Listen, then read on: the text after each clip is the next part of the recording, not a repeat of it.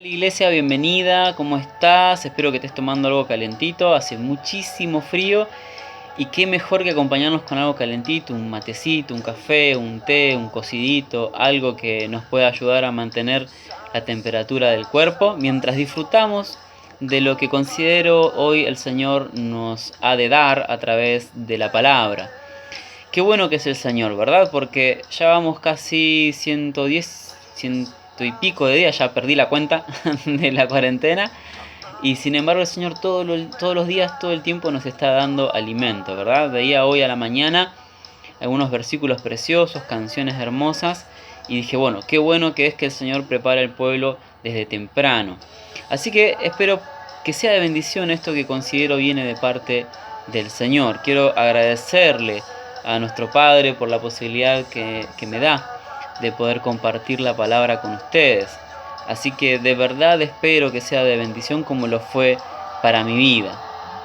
El título de este sermón se llama Saquen una hoja. Una frase que dije más de una vez en algún curso y que bueno, uno puede ver la reacción de los estudiantes, ¿no? Cuando uno dice, bueno, chicos, saquen una hoja, hoy teníamos el parcial, y se ponen nerviosos, se les cae la lapicera, se le transpiran las manos. Es que las pruebas son así, ¿verdad? Los exámenes son así. Yo no sé si vos recordás algún examen particular que tuviste, por el que tuviste que pasar mientras estuviste en la escuela. Y qué nervios, ¿verdad? Qué tensión, porque uno dice, bueno, habré estudiado, no habré estudiado. Bueno, ni hablar si vas al parcial y no estudiaste nada. Bueno, vas a decir, bueno, a ver qué onda. Casi nunca sale bien eso, ¿no? Y peor es cuando uno dice, bueno, Señor, yo te pido que me guíes. Pero si no estudiaste, el Señor es muy poco probable que te ayude. No, porque el Señor ayuda al que se esfuerza, pero si uno no estudia, bueno, el Señor no va a hacer milagro. Aunque conozco algunos testimonios de algunos jóvenes que dicen, bueno, justo ese día que no estudié, la profesora le dio, no sé, dolor de panza y no fue. No, por mis estudiantes que no padecen de eso, yo soy de faltar casi nunca. Pero bueno, si uno se pone muy nervioso, ¿no? Inclusive uno como profesor se pone muy nervioso. Pero qué difíciles son los exámenes. Y a veces pensamos en la vida, o me gustaría que pensemos en la vida como esa gran escuela, donde uno aprende cosas buenas y también cosas malas. Pero en este contexto de pensar la vida como una escuela, qué interesante para el cristiano, la cristiana, para aquel que conoce a Cristo, qué interesante pensar a Cristo como un maestro, ¿no? Los discípulos le decían maestro, mucha gente le decía maestro a Jesús. Tenía que ver obviamente con su rango social, él era un rabí. Pero en estos tiempos tan actuales, tan cotidianos, pensar a Jesús como un maestro y pensar a la vida como una escuela es una analogía que me gustaría que podamos, por el momento de este sermón, llevar a cabo, ¿sí? Pensemos que la vida es un gran aula, es una gran escuela, y pensemos que Jesús es nuestro maestro. Y me gustaría poder llevarte a la historia que está en Mateo, ¿no? Es muy conocida la historia de los discípulos en medio de una de las tantas tormentas que atraviesan, solo que la diferencia esta vez es que Jesús no estaba en sus barcas. Sin embargo, Jesús va a aparecer más tarde y va a motivar que uno de los discípulos dé un paso de fe inédito, tremendo, nunca jamás visto, hasta el día de hoy al menos. Pero bueno, la historia relata que Jesús estaba, después de haber alimentado los 5.000, ¿sí? Que como bien dijo el pastor el domingo, eran mucho más que 5.000, se calculan entre 15 y 20.000 personas. Después de haberlos alimentado, Jesús dice que dice Juan, cuenta Juan, que la gente lo abarrota a Jesús y al punto tal de que se lo quiere llevar de prepo a Jesús. Había visto tantos milagros que lo quieren llevar de prepo. Algunos estudiosos dicen que la gente en ese mismo instante ya quería proclamar rey a Jesús. Es decir, sana, liberta y encima nos da de comer. Entonces es como que era alguien que tenía que gobernar. Entonces Jesús, entendiendo esto, pide a los discípulos que se aparten. Quizás también los discípulos contagiados por ese fervor de la muchedumbre, ¿no? Y también, ¿por qué no?, de haber visto ese milagro. Entonces Jesús les pide que crucen el mar otra vez y que Él los iba a alcanzar después. Los estudiosos nuevamente dicen que Jesús se fue a orar. Bueno, Juan cuenta que Jesús fue a orar. Y los estudiosos dicen que probablemente puede haber ido a orar porque, bueno, Juan el Bautista había sido decapitado hace poquito, y eso quizás le recordara a Jesús con mucha crudeza que su tiempo iba a llegar dentro de no mucho, valga la redundancia, tiempo. Entonces Jesús fue a buscar fuerzas con el Padre, como solía hacer Jesús. Entonces, bueno, los discípulos se embarcan y empieza a haber una enorme tormenta, ¿no? El mar Galilea tenía esta costumbre de que cada tanto había tormentas repentinas. Y en medio de estas tormentas, los discípulos piensan que van a morir una vez más, piensan que, bueno, que el mar los va a dar vuelta, que va a despedazar el barco. Y en una de esas tienen mucho miedo, y entonces es cuando aparece Jesús. Al principio dice la palabra que ellos creen que es un fantasma. Esto tiene una cuestión muy importante, una cuestión cultural muy importante. Para los pescadores judíos, que el hecho de que aparezca un ánima o un alma en el mar era un símbolo o un presagio de destrucción, ¿no? De mala suerte, entre comillas. Entonces, para muchos de los que estaban en esa barca, que eran pescadores, el hecho de que quizás aparezca este fantasma era como el final para ellos. Así que se alarman de una manera tremenda. Hasta que Jesús le dice: cálmense, ¿sí? Que soy yo. Ahora, dice Marcos capítulo 6, versículo 52, que los discípulos colaboró con esta falsa impresión del fantasma en los discípulos, el hecho de que tenían su mente todavía embotada por los milagros de los panes y los peces. Es decir, los discípulos todavía no podían entender del todo cómo fue que sucedió eso tan milagroso, tan maravilloso, cómo una multiplicación material a la vista de todos había sucedido. Y entonces, todavía pensando en eso y no comprendiendo lo que había pasado, es que se les aparece Jesús. Entonces, claro, se les juntó todo en la cabeza a los pobres discípulos, imagínense. Estimo que a mí me hubiera pasado exactamente lo mismo, si no es que yo me hubiera tirado directamente al mar. Pero los discípulos se animan un poco a sostenerse hasta que Jesús les habla. Y cuando Jesús les habla, es Pedro, relata la Biblia que es Pedro el que le dice: bueno, si sos vos, Jesús, si sos vos, Señor, hace que yo pueda ir hacia vos. Y entonces Jesús no es que les dice como quizás uno esperaría, ¿no? Algo muy cinematográfico, ¿no? Una palabra así re larga que diga: bueno, hijo mío, por cuanto tú has creído, ven, camina. Algo así tipo bien centroamericano. Era un Jesús medio centroamericano. No, sino que simplemente le dice: bueno, ven. O sea, le dice: ven. En una sola palabra, 3 letras, ven. Y Pedro camina en fe, ¿verdad? Cuenta la historia de que Pedro se baja de la barca y empieza a caminar.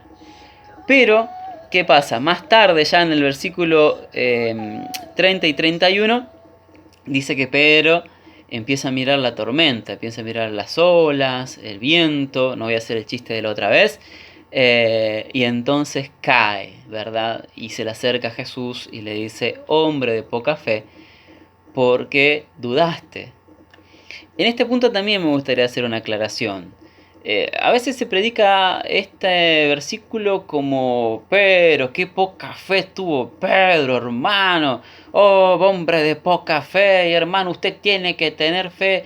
Y saben que no es tan fácil. Muchas veces no es tan sencillo que en medio de una tormenta, donde vos ves que todo se está destruyendo, encima aparece el Señor y vos te animás a caminar. Y que Él te diga: bueno, sí, dale, vení, caminá sobre los problemas, a ver. Y es difícil, hermanos, porque muchas veces empezamos a caminar, pero cuando nos caemos, estamos en un estado mucho peor que el anterior a empezar a caminar. Y nos empezamos a preguntar: bueno, pero ¿para qué le creía a Dios? ¿Para qué le dije que sí? ¿Por qué me empecé a congregar? ¿Para qué voy a la iglesia si total todo me empezó a ir peor? Y sabemos que no pasa por ahí, pero no es el objetivo del sermón explicar eso. Pero entonces caminamos en fe, pero nos caemos y las cosas son peores que cuando antes de haber acudido o de habernos atrevido a llamar a Jesús. Sin embargo, Jesús no lo reta a Pedro, sino que simplemente, quizás con mucho amor, porque Jesús conocía el corazón de Pedro, le dice: Pedro, yo calculo que en la versión Adrián habla hoy sería: Pedro, Pedrito, qué lástima que te caíste, qué bueno que diste esos pasos. Bueno, aumentá esa fe que tenés porque es poca, pero bien, Pedro, caminaste, ¿verdad? Porque lo valioso de este pasaje es que Pedro finalmente caminó. Ahora, ¿cuál fue el problema de Pedro? Que Pedro se desconcentró. Pedro quitó sus ojos de Jesús. Esto se dijo un montón de veces, por lo que no voy a ahondar en este texto. ¿Sí? El objetivo del sermón viene dentro de un ratito, pero es necesario contextualizarlo e introducirnos a ese meollo. Pero cuando hablamos de los ojos de Pedro, no hablamos de los ojos naturales de Pedro. Es evidente que Pedro corrió sus ojos espirituales del Señor, ¿sí? Dejó no de mirarlo solamente con sus ojos naturales, sino que además dejó de mirarlo con sus ojos espirituales. Y eso nos suele pasar muchísimo, por eso nuestra fe disminuye. Quizás la fe de Pedro en un momento era muy grande, porque, vamos a ser sinceros, nadie saldría de una barca donde las aguas ya están quietas, porque Jesús había llegado y las aguas se calmaron, y caminar. ¿Para qué? Uno diría, bueno, pero ¿para qué voy a salir de la barca? ¿Por qué voy a salir de lo que conozco hacia lo desconocido? Sin embargo, este pasaje nos enseña dos principios muy importantes. El primero y el fundamental, el que yo quiero tocar en esta tarde, tiene que ver con que las tormentas vendrán aún cuando estemos haciendo la voluntad de Dios. Las tormentas vendrán aún estando en la voluntad de Dios. Aún estando en Cristo, las tormentas van a venir. Vos me dices, pero bueno, ¿cómo puede ser? Si la palabra dice que nada me va a tocar, que van a caer 10.000 a mi derecha, y a mi derecha, bien digo, 1.000, y 10.000 a mi izquierda, y a mí no me va a tocar. Pero sin embargo, la palabra también dice que en el mundo vamos a tener aflicciones. También está escrito esto, ¿sí? Esto es bueno poder equilibrar la palabra de Dios, porque si no nos quedamos con la parte que nos gusta, y entonces vemos una verdad de Dios a medias. Y ¿saben qué? Cuando uno va a presentarse a un examen, lo mejor que te puede pasar es estudiar todos los temas que el profesor te dio, no estudiar la mitad, porque te puede pasar que te toque la mitad que no estudiaste y entonces vas a reprobar. Quizás te pasa de que toma todos los temas y te sacás un 5, la mitad, porque aprendiste la mitad. Pero qué bueno que es cuando nosotros podemos aprender todo lo que el profesor nos da, estudiar todo lo que el maestro nos enseña. Ahora bien, nosotros aprendemos lo que el maestro nos enseña. Los discípulos caminaron con Jesús, ya tenían un buen tiempo con él. Inclusive, como dijimos recién, tenían la cabeza botada. Ya estoy utilizando términos julísticos. Tenían la cabeza embotada, la mente embotada, no podían creer todavía lo que habían visto. Pero sin embargo, al instante la tormenta los hace dudar y los hace pensar de que van a morir. Eso tiene que ver con, evidentemente, nuestra fragilidad humana, nuestra naturaleza humana. Y no creas que Jesús no sabe eso. No creas que Jesús no sabe que tenemos vicisitudes en nuestro corazón. Y cuando nos dice que quizás tenemos poca fe, no es una cuestión simplemente una reprensión o que Jesús se enoja, sino que lo que nos dice el Señor es que necesitamos todavía dar más pasos de fe, creerle más, confiar más en Él. Ahora, eso lo vamos a lograr en la práctica. Porque, mis hermanos y mis hermanas, es linda la teoría, está buena la teoría, qué lindo que es poder estudiar. Nosotros tenemos un curso con las chicas y bueno, algunos chicos también. Y la verdad que estoy simplemente agradecido al Señor porque le ponen todo el empeño a las chicas. Hacen la tarea, hablan, y la verdad que es maravilloso ver cómo los hermanos y las hermanas se interesan en aprender. Ahora, la teoría en algún momento tiene que ponerse en práctica.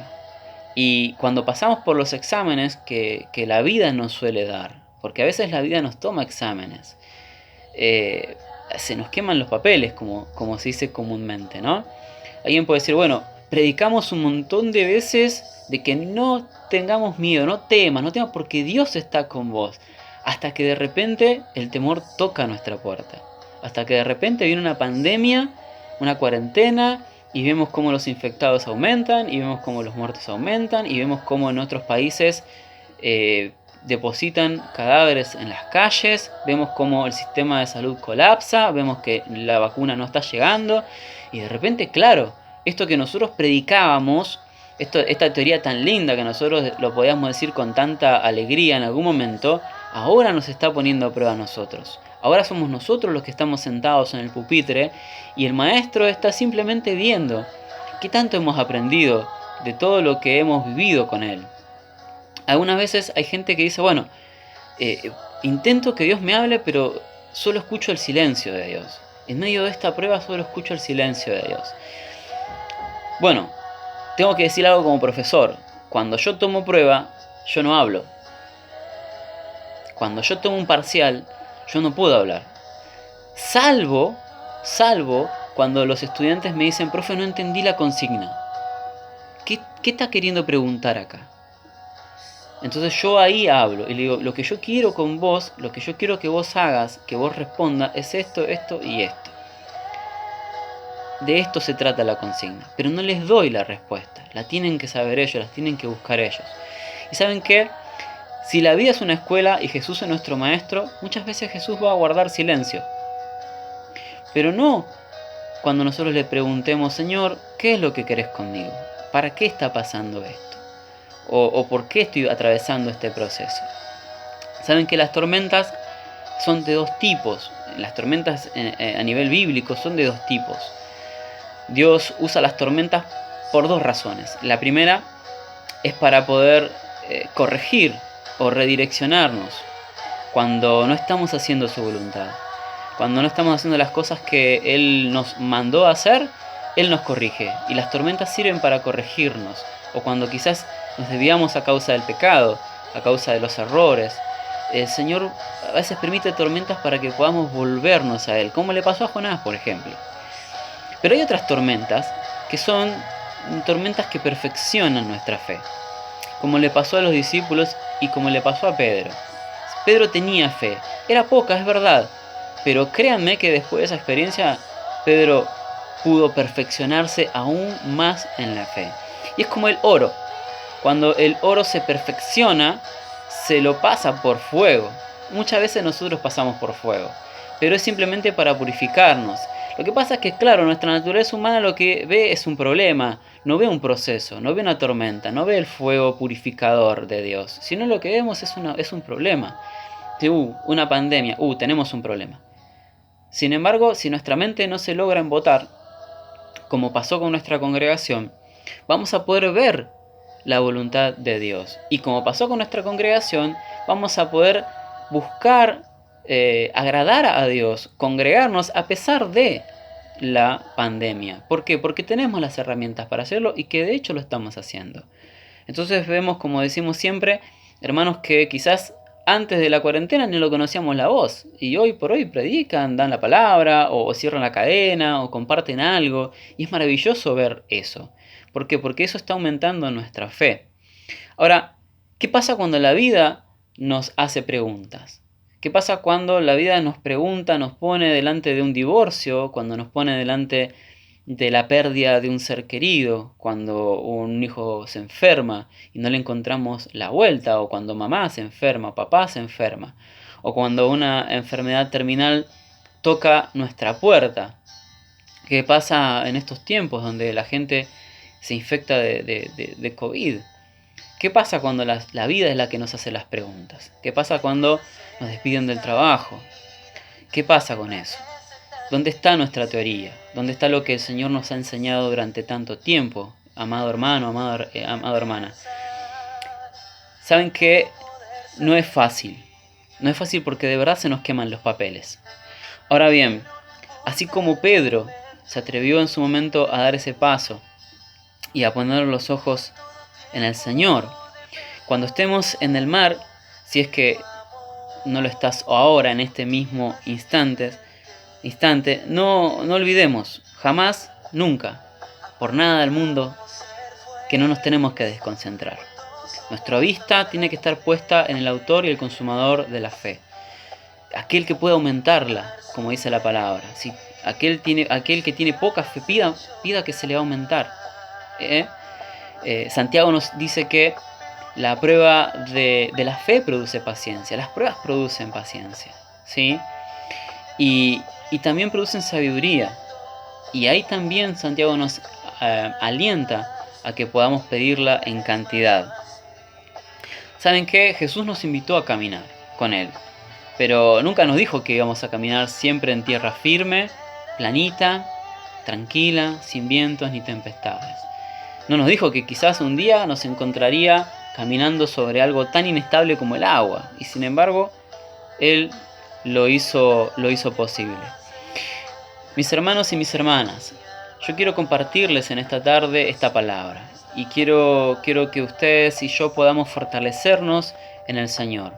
Quisiera que en esta tarde vos y yo podamos aprender que aunque andemos en desiertos muy duros, aunque andemos en mares tremendamente terribles, llenos de dolor, aun cuando no entendamos de dónde vienen los golpes o qué es lo que estamos haciendo mal, aun cuando la angustia sea tal vez mayor a la que vos pensabas y no sabes por qué, pero te pones a llorar, aun cuando te duele el corazón porque no entendés lo que sucede, aún en esos momentos Dios permanecerá fiel. Ahí estará Él. Él será fiel para siempre. Esperemos en Jehová y Él nos dará las fuerzas nuevas. Como dice su palabra, los jóvenes corren y se cansan, los muchachos caminan y tropiezan. Pero los que esperan en Jehová son como las águilas, correrán y no se cansarán, caminarán y no se fatigarán. Vas a seguir adelante, vamos a seguir adelante. Esto que está pasando justamente va a pasar, esto no será para siempre. Esto que estamos aconteciendo nos debería dejar una enseñanza más para cuando la vida nos vuelva a tomar examen. Solamente que esta vez tenemos que caminar con Cristo, porque saben que siempre se trata de Él. Todo siempre se trata de Él. Pero esta vez será su Espíritu el que nos va a guiar. Será su Espíritu el que nos va a decir cómo hacer las cosas. Será como pasó con Job. Nosotros preguntaremos y el Señor es quien nos va a enseñar. Cristo nos llamó a caminar con Él. De eso se trata la vida, de caminar con Cristo. Claro que muchas veces habrá tormentas como estas que relatamos, pero en otras ocasiones quizás habrá otro tipo de manifestaciones. Pero siempre intentemos que sea su voz, aquella voz, la que nos llama a las aguas, aquella voz que nos invita a caminar. Y aunque nuestros pies fallen, clamaremos a su nombre, porque ¿saben qué? Le pertenecemos al Señor, porque somos suyos. Y entonces, cuando comprendemos que somos suyos y somos suyos hasta el final, es que no le tenemos miedo a las tormentas, es que no les tenemos miedo a los exámenes, es que nos sentaremos y podremos compadecer ante el Maestro. Amada Iglesia, deseo que el Señor bendiga tu vida grandemente en esta tarde. Deseo que sea Él el que esté llenando tu corazón de paz. Deseo que sea Él el que te diga ven. Y deseo que camines. Y aunque te caigas, no importa, porque dice la palabra que Jesús estuvo ahí para levantar de la mano a Pedro. Y aunque quizás le dijo que tenía poca fe, Pedro nunca más fue el mismo. Quizás el resto de los discípulos se burlaron de Pedro, pero ¿sabes qué? Pedro fue el que caminó. Quizás mucha gente se burle de nosotros, pero ¿sabes qué?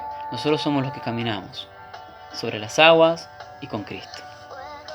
Amada Iglesia, es hora de poner en práctica toda la teoría que hemos acumulado hasta este momento.